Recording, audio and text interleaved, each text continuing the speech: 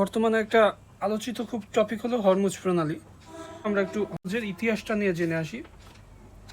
Hormuz এই যে আপনার ইরান এবং এপাশে আছে আপনার ওমান এবং ইউএই। বেসিক্যালি এই ওমানের উপরে এখানে একটা ছিটমহল আছে ওমানের। এর মধ্যবর্তী যে সরু যে প্রণালী, এর নাম হচ্ছে হরমুজ প্রণালী। হরমুজ প্রণালীর এই পাশে আছে ওমান উপসাগর এবং এই পাশে পারস্য উপসাগর। দুই পাশে দুইটা উপসাগর, দুই দেশের নামে। ওমান উপসাগর আপনার ওমান থেকে নামকরণ এবং পারস্য থেকে, ইরান থেকে পার্সিয়ান উপসাগর। এর আশেপাশে যেমন ইউএই আছে, তারপর এদিকে ইরান, এই পাশে দেখেন কাতারের পাশে বাহরাইন, এইখানে বড় সৌদি আরবিয়ার উপরে এই পাশে, এদিকে আবার আপনার দেখা গেছে সৌদি আরবের এই পাশে আবার এদিকে আছে ইরাক। যাক, ওদিকে না যাই আমরা। এই যে হরমুজ প্রণালীর এইটুক জায়গায় এই যে দেখেন আবু মুসা দ্বীপ, লেসার টুম্ব, গ্রেটার টুম্ব, এই তিনটা নিয়ে দেখেন এখানে তিনটা দেশ কাছাকাছি আছে, এই ইউএই, ওমান এবং ইরান। এর মধ্যে ওমান এবং ইরানের মধ্যে সবচেয়ে সরু জায়গাটা। এখান নিয়ে গতকালকে হচ্ছে ওমান এবং ইরানের মধ্যে একটা বৈঠক হয়েছে হরমুজ প্রণালী নিয়ন্ত্রণ সংক্রান্ত। এছাড়া এই যে আবু মুসা দ্বীপ এবং লেসার গ্রেটার টুম্ব, এই জায়গা তিনটা দ্বীপ নিয়ে আবার ইউএইর সাথে একটা বিরোধ আছে ইরানের। বর্তমানে খুব খারাপ অবস্থা চলতেছে। সুতরাং হরমুজ প্রণালী, আবার এদিকে দেখুন, এখানে দেখলে এই প্রণালী সরু জায়গাগুলোতে আপনার ইরানের অনেকগুলো দ্বীপ আছে। এখান থেকে ইরান আবার এদিকে আপনার জাহাজ চলাচল কন্ট্রোল করতে পারে। বিশেষ করে রাস্তা আটকে দেওয়ার পরে এই ওমানের খাড়ির এই অঞ্চলগুলোতে আপনার কিছু জাহাজ আটকে আছে এবং তারা এই অঞ্চল দিয়ে যাচ্ছে না কারণ হচ্ছে আপনার এই অঞ্চলে যে কোনো সময় এই দ্বীপগুলো থেকে যে কোনো ধরনের মিসাইল অ্যাটাক করতে পারে ইরান। এবং আপনার বর্তমানে যদিও আপনার ইরাক, ভারত এবং চায়না, এদের কিছু জাহাজ এখান থেকে যাতায়াত করছে। ইরাকের জাহাজ সম্ভবত দু একদিনের মধ্যে থেকে, এর আগে বন্ধ ছিল, এই রিসেন্টলি ছাড়া হয়েছে। আর এখন আমেরিকা একদমই এই রাস্তা দিয়ে কোনো জাহাজ যাতায়াত করাচ্ছে না। আর আমেরিকা বেসিক্যালি এখান থেকে খুব একটা যে এখন ইম্পোর্ট করে এমনও না, আগে করতো, কিন্তু তাদের স্ট্র্যাটেজি বদলে ফেলেছে আমেরিকা এখন তাদের তেলের একটা বিকল্প সোর্স, ইন্টারনাল সোর্স, এবং প্রতিবেশী যেমন কানাডা, মেক্সিকো থেকে ইম্পোর্ট করে। তা আমরা সেটা নিয়ে পরবর্তীতে বলবো। আমরা আগে একটু এই জায়গার ইতিহাস সম্পর্কে জানি, ওটা নিয়ে আমাদের আলাদা ক্লাস থাকবে সাম্প্রতিক এরপরে। তাহলে এই অঞ্চলটা আগে থেকেই কিন্তু একটা ব্যবসা বাণিজ্যের জন্য পরিচিত জায়গা ছিল। এই অঞ্চলের এই পিছনে ওমানের পরে আরব সাগর থেকে আপনার ভারতের সাথে মূলত ব্যবসা বাণিজ্য অনেক আগে থেকেই ছিল এবং এই অঞ্চলটা আপনার ব্যবসা বাণিজ্যের একটা ভালো কেন্দ্র হিসাবে পরিচিত ছিল। এবং দেখা যায় এজন্য 1507 সালে পর্তুগিজরা এই অঞ্চল আক্রমণ করে এবং হরমুজটা তারা দখল করে ফেলে। এরপরে পর্তুগিজরা এই অঞ্চলের হরমুজটা নিয়ন্ত্রণে নিয়ে নেয় এবং তারা পরবর্তীতে কি করে, একটা ট্যাক্স আরোপ করে। পর্তুগিজ আক্রমণ 1507। এরপর কি করে, এই রাস্তায় চলাচলের জন্য তারা একটা লাইসেন্স দিতে থাকে যে সমুদ্র সুরক্ষা, আমরা এখান থেকে গেলে সমুদ্র সুরক্ষা দেবো, আমাদের একটা ট্যাক্সের মতো দিতে হবে, যেটার নাম হচ্ছে কার্টাজ। তৎকালীন সময়ে কার্টাজ একটা চুক্তির মতো। এরপরে তখন ইরান দেখলো ইরানের জায়গা, কিন্তু তারা নিজেরা ট্যাক্স বসাচ্ছে। তখন ইরানের তৎকালীন রাজা ছিলেন শাহ আব্বাস এক।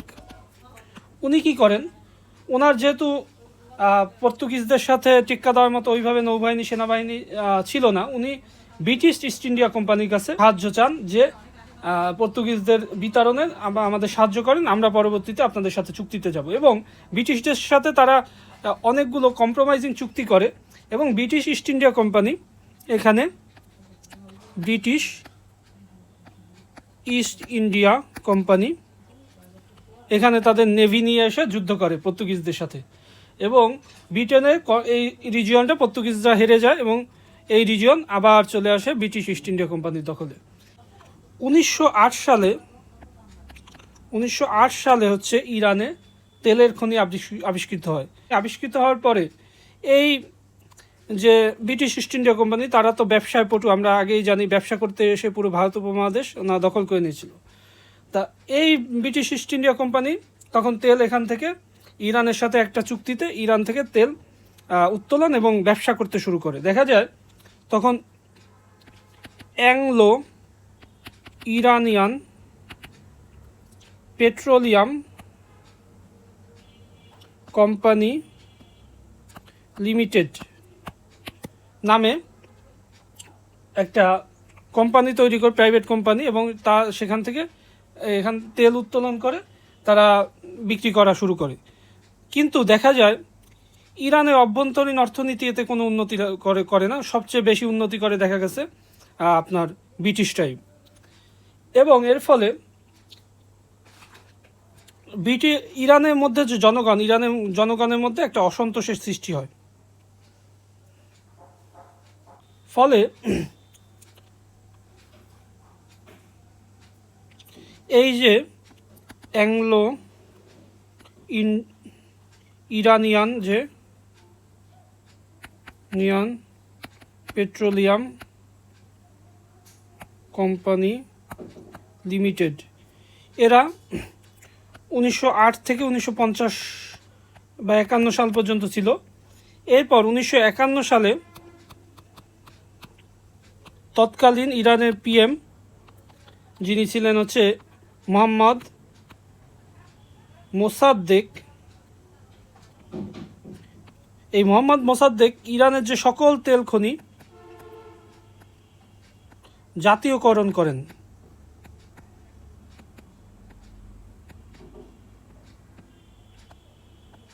তাহলে জাতীয়করণ করলে কি হবে? একটা বেসরকারি কোম্পানি, আপনার অ্যাংলো ইরানিয়ান কোম্পানি, এই কোম্পানি তো তাহলে যেহেতু জাতীয়করণ হয়ে গেছে, সরকারের আওতাধীন চলে গেছে, এই কোম্পানি তো আর এখানে ব্যবসা করতে পারবে না।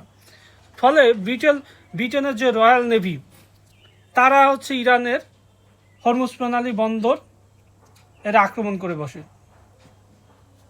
এবং তারা বলে যে হরমুজ প্রণালী যে ইরানের পাশের জায়গা, ওখান থেকে ইরানের জাহাজগুলোই ওরা ব্যান করে, ইরানের জায়গা থেকে ইরানকে যেতে দেবে না, এই ধরনের একটা এরপরে একটা যুদ্ধ পরিস্থিতি দেখা যায় 1953 সালে। অপারেশন অ্যাজেক্স নামে একটা অপারেশন পরিচালনার মাধ্যমে এই যে মোসাদ্দেককে ওনারা বন্দি করে এবং জেলে প্রেরণ করে। এরপরে পরবর্তীতে ক্ষমতায় করে তাদের সমর্থিত রেজা শাহ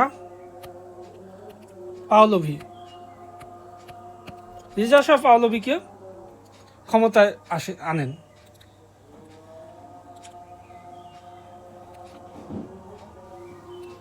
এই রেজা শাহ পাহলভীকে 1979 সালে ইসলামিক রেভলিউশনের মাধ্যমে ক্ষমতাচ্যুত করে আয়াতুল্লাহ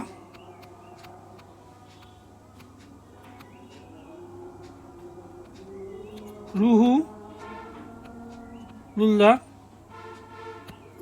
খোমেনি উনি ইরানের ক্ষমতায় আসেন। এখন হরমুজ প্রণালী হচ্ছে ইরানের আওতায় আবার। এরপরে দেখা গেল 1984 সালে তখন আমেরিকা কিন্তু ইরাকের সমর্থনে ছিল এবং ইরাক দেখা গেছে ইরানকে আক্রমণ করে। ইরান যুদ্ধ শুরু হয়। এই ইরান যুদ্ধতে দেখা গেছে ইউএসএ এর নেভি যোগ দেয়। এরা করে কি, ইউএসএর নেভি, এরা 1988 সালের দিকে, এই যুদ্ধ 8 বছর প্রায় চলেছিল, 1988 সালের দিকে আপনার একটা ওখান থেকে একটা মিসাইল ছড়ে ওই হরমুজ এরিয়া থেকে আকাশে একটা একটা যুদ্ধ বিমানকে লক্ষ্য করে। কিন্তু দেখা যায় ওটা আসলে যুদ্ধ বিমান ছিল না, ওটা ছিল একটা বেসামরিক বিমান, এবং ওই অপারেশনে ওই মিসাইল গিয়ে ওই বিমানকে আঘাত করায় বিধ্বস্ত হয়, বিমানের সব যাত্রী মারা যায়। এই অপারেশনটার নাম ছিল অপারেশন প্রেইং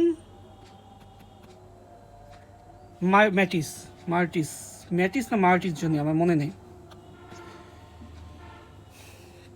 যা হোক, এখান থেকে পরবর্তীতে ইউএসএ দাবি করে যে এটা আসলে তারা ভুলবশত করেছে, কিন্তু ইরান দাবি করে যে এটা ওনারা ভুলবশত করেনি, এটা আসলে ইরানের প্রতি প্রতিশোধ নেওয়ার জন্য।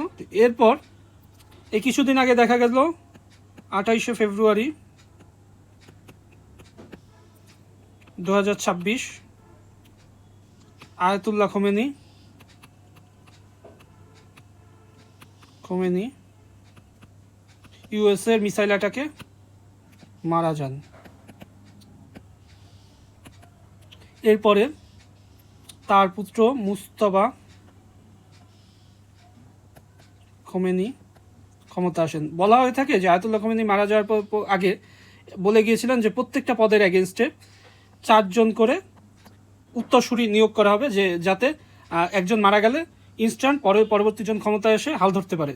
এবং আপনার Iranian IRGC, Iranian revolutionary guard যারা আছে, ওনারা এমনকি পুরো দেশটাকে 31টা রিজিয়নে ভাগ করেন, প্রত্যেকটা রিজিয়নে আলাদা আলাদা কমান্ডার সেট করেন, যে এবং প্রত্যেক কমান্ডার মানে আলাদাভাবে স্বাধীনভাবে তার রিজিয়নে যুদ্ধ পরিচালনা করতে পারবে।